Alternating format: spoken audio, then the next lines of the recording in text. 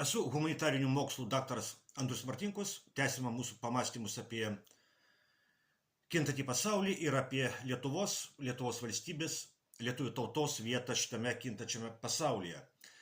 Dėkuoju Gintarui ir Stanislavai už kanalo parėmimą. Dėkuoju už tai, kad žiūrite, už tai, kad prenumeruojate, už tai, kad komentuojate. Prasidėjo vasara.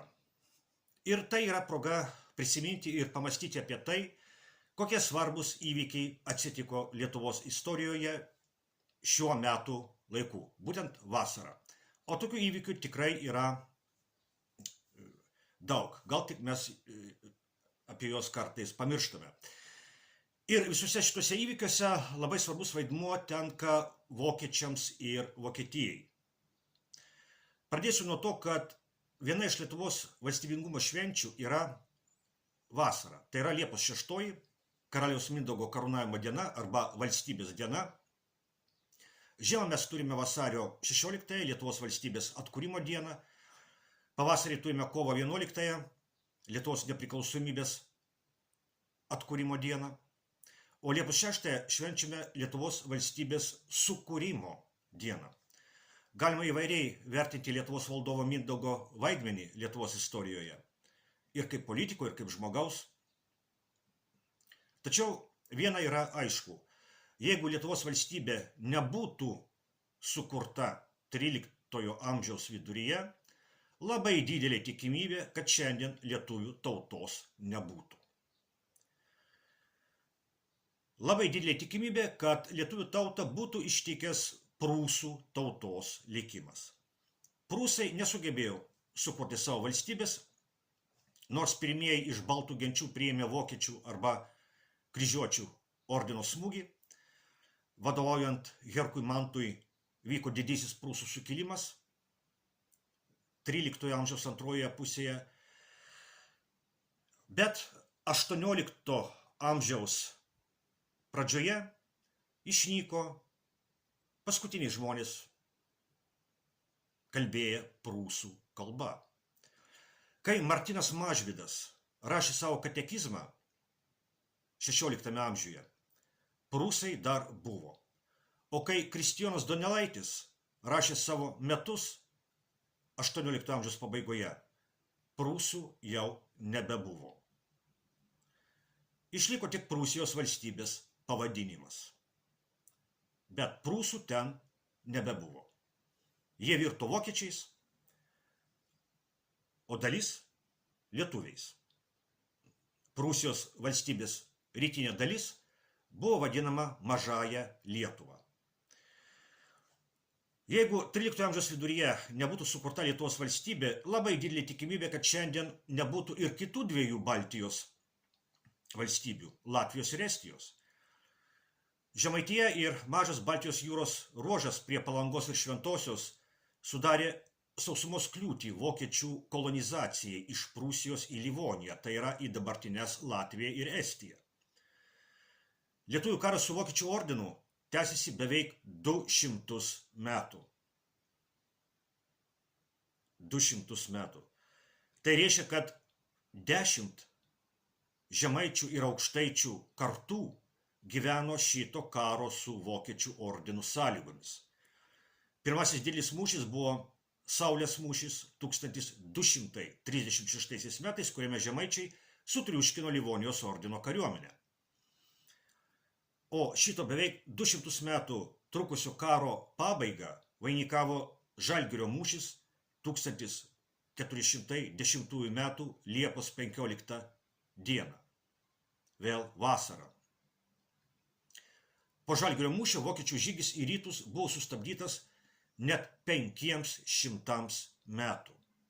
Iki pat 1914 metų, iki Pirmojo pasaulinio karo. Tiesa, daug vokiečių buvo Napoleono kariuomenėje, kuri 1812 metais įsiveržė į Rusijos imperiją, kurios dalimi tuo metu buvo didžioji dalis Lietuvos. 1795 metais įvyko trečiasis Lenkijos ir Lietuvos valstybės padalinimas, po kurio Lietuva dešiniajame Nemuno krante tapo Rusijos imperijos dalimi, o Užnemunė kairysis Nemuno krantas atiteko Prūsijai. Kai Napoleono armija prie Kauno per Nemuną kėlėsi į Rusijos imperiją, Užnemunė buvo Varšuvos hercogystės dalis. Varšuvos hercogystė buvo Napoleono po jo pergalės prieš Prūsiją sukurta nuo Prancūzijos priklausoma Lenkų valstybė. Aš beje gyvenu netoli tos vietos, kur Napoleonas kėlėsi per Nemuną ir beveik kasdien vaikštau per tiltą iš Panemunės į Šančius, tai yra iš buvusios Varšuvos hercogystės į buvusią Rusijos imperiją. Napoleonas kėlėsi per Nemuną taip pat vasarą, birželio 24 dieną. Napoleono armija buvo milžiniška, daugiau nei 500 000 karių. Iš Rusijos grįžo maždaug 1 iš 10 Napoleono armijos karių. 90 liko gulėti Rusijos platybėse. Jų kapų yra beje ir Vilniuje, ir Kaune. Pirmojo pasaulinio karo metu vokiečių armija į Lietuvą įžengė taip pat vasarą.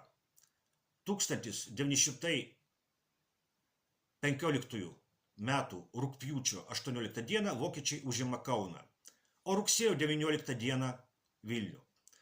Ir tai yra pirmas karas